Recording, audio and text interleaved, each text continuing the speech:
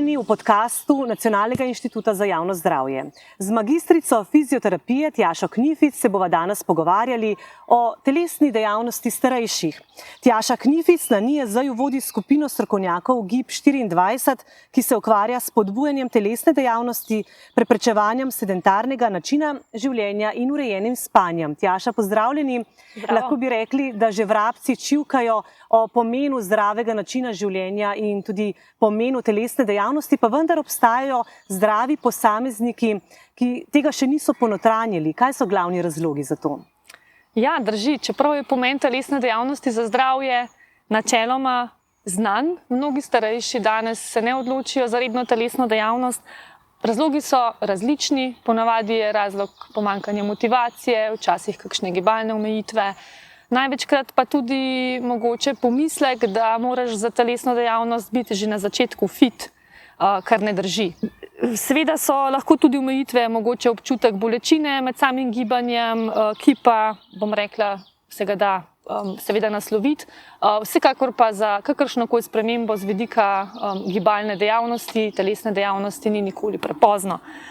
Poleg tega nas pa danes tudi okolje sili v precejšnjo sedentarnost. Vemo, da veliko časa preživimo sede in pa, bom rekla, dodatno vse to skupaj prispeva k zmanjšanju telesne dejavnosti, tudi pri starejših. Jih bova poskušali prepričati v naslednjih minutah. Kaj so torej glavne koristi telesne dejavnosti za ljudi, posebej za starejše? Ja, mogoče bi izpostavili na začetku izboljšano kvaliteto življenja, ne glede na dolgoživost današnjo.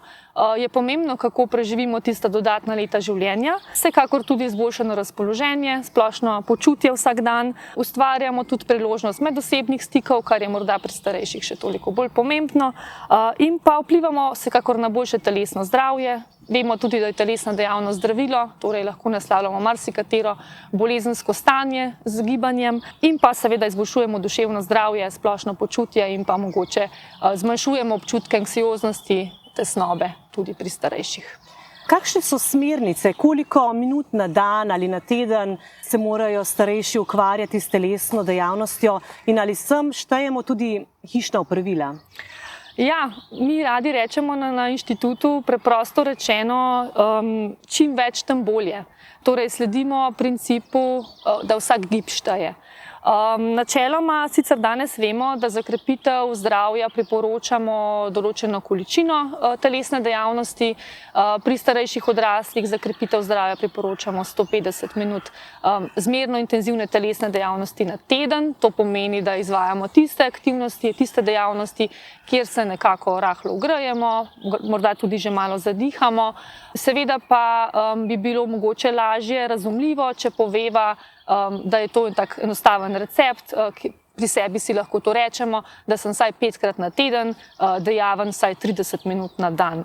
Seveda se priporoča za neke dodatne koristi za zdravje tudi, se pravi, višja intenzivnost telesne dejavnosti, to je pa taka, kjer se mogoče tudi že nekako potimo, bolj zadihamo. Teh dejavnosti je potrebno izvajati manj, vsaj 75 minut na teden, se pravi po domače povedano, prepisano v recept bi bilo to 3-krat po 25 minut.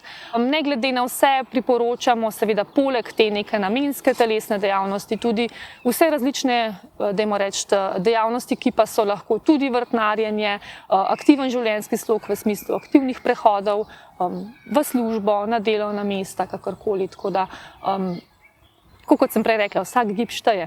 Vemo, da začnemo najpozneje po 40. letu izgubljati mišično maso. Ali torej vaje za krepitev mišic priporočate bolj kot denimo raztezanje ali morda hojo? Ja, predvidoma po 40. letu mišična masa res začne bistveno upadati. Nažalost, naj moram razočarati, pa tudi najine slušatelje, da se to zgodi že bistveno prej, nekje po 30. letu. Zato je pomembno, da v redno telesno dejavnost čim prej vključimo tudi vaje za krepitev mišic. Verjamem, da poznamo slogan sprehod na dan od žene zdravnika stran. Mi pa radi rečemo, vaje za krepitev mišic na dan odženejo krhkost stran. Krhkost je namreč tista, dajmo reči, neželjeni zid morda neaktivnega staranja, kjer lahko pričakujemo torej tudi kakšne funkcionalne omejitve, težave zaradi pomanjkanja mišične mase.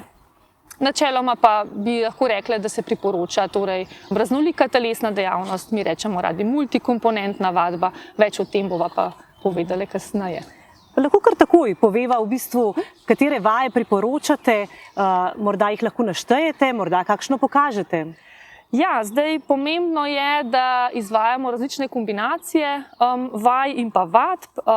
Morda, bom rekla, se najbolj pogosteje naslavlja hoja, tudi nordijska hoja danes. Hoja je tista univerzalna oblika gibanja, za katero ne potrebujemo nobenih posebnih pripomočkov, opreme ali pa prostorov.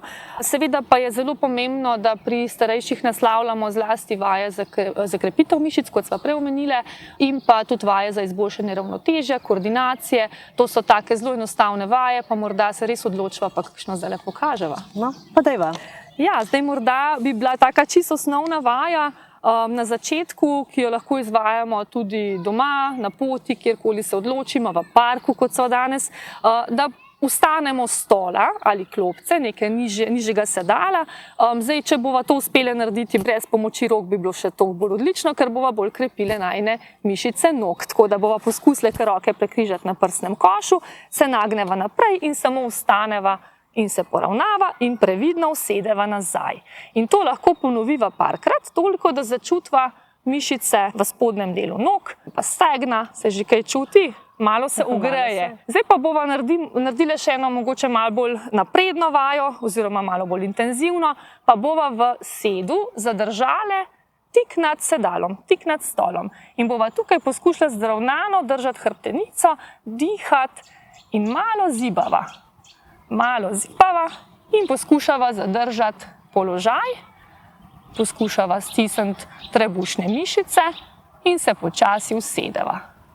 Kako je občutek v nogah? Ja, kar je. Se je zagrelo, ne? Se je zagrelo, ja. Pa morda poskusiva narediti še eno vajo stoje, ker sva prej omenili, da bi bilo morda pametno tudi kaj narediti za ravnotežje. Sicer danes stojiva na dokaj neravni podlagi, tako da sva majčkeno bolj previdni.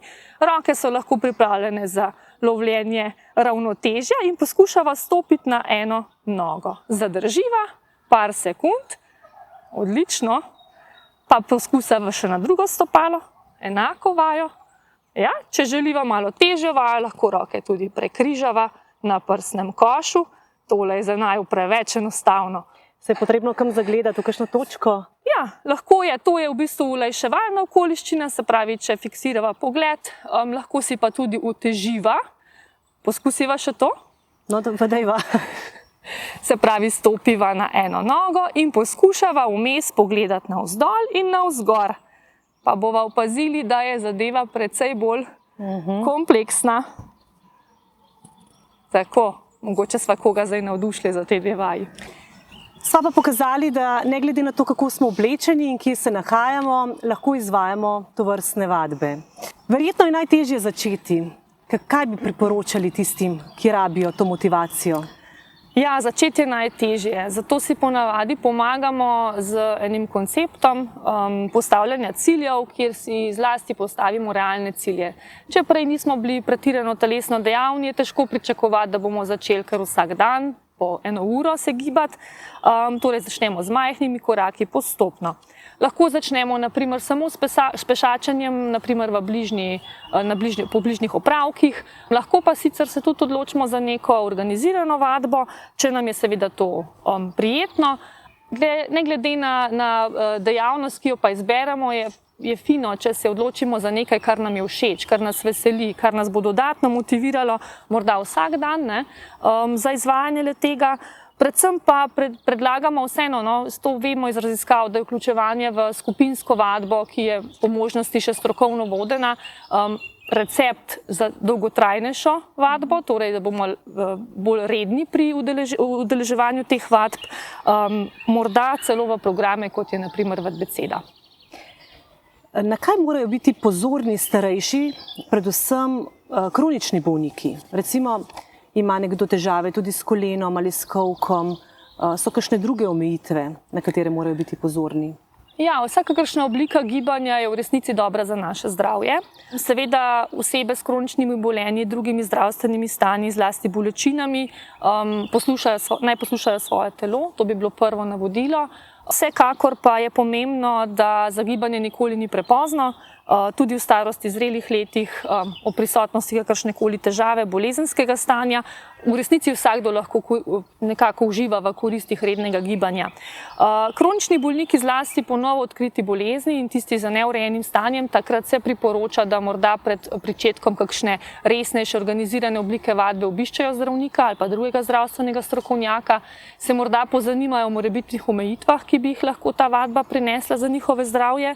Na splošno pa priporočamo, da se upoštevajo taka splošna navodila, rečemo za varno vadbo, predvsem poslušamo svoje telo, občutke, kot smo prej naslovili, hitro se začuti, kje se kaj čuti in kaj ne. Če se počutimo utrujene, opazimo kakšno drugo stanje v smislu pretirane zadihanosti, rdečice, slabosti, vrtoglavice, to so vse tisti opozorilni znaki, pri katerih moramo vadbo prekiniti in pa morda res, kot sem prej omenila, pred začetkom novega vadbenega programa se je pa res potrebno ali pa priporočamo, da se posvetujete z nekom, ki se na vadbo spozna. Vsekakor pa je treba začeti in vsak gib šteje, kot ste rekli. In zelo mi je bilo všeč, ko ste rekli, da morajo starejši oziroma vsak izmed nas, ki se ukvarja s telesno dejavnostjo, katerokoli, da se izbere tisto, v kateri bo užival, ki mu bo všeč. Ja, drži. Menim, da nikoli ni prepozno, da začnemo z nečim novim. Mi gibalci radi naslovimo to, kot da presežeš morda kakšno svojo mejo, odkriješ nekaj, za kar nisi vedel, da te bo navdušilo. Vsekakor pa gibanje ni le vaja, ni le vadba, je v bistvu način življenja. Lahko živimo aktivno, se pravi vsak dan, lahko gibamo ne glede na lokacijo ali pa priložnost, se pravi res ti majhni inserti gibanja skozi dan, te male oblike telesnih dejavnosti prav tako štejejo, tako da morda ni potrebno, tako kot velja biti fit, da postaneš fit. In ja, na splošno priporočamo pa vseeno, da se starejši, ki pa dvomijo v svoje zmožnosti, posvetujejo o nekih organiziranih oblikah vadbe ali pa možnostih le-teh tudi v njim bližnjih centrih za krepitev zdravja. To so izpostave v njihovih zdravstvenih domovih, najbližjih, kjer se lahko posvetujejo tako s fizioterapevti kot kinezologi in jim bodo kolegi z veseljem svetovali, kako naj se vključijo v redno vadbo. No, o tem, ki vse se starejši lahko udeležijo različnih dejavnosti pod strokovnim vodstvom in brezplačno, pa v najinem naslednjem podcastu, torej prav tako z magistrico fizioterapije Tjašo Knific. Do takrat pa ostanite telesno dejavni in radovedni.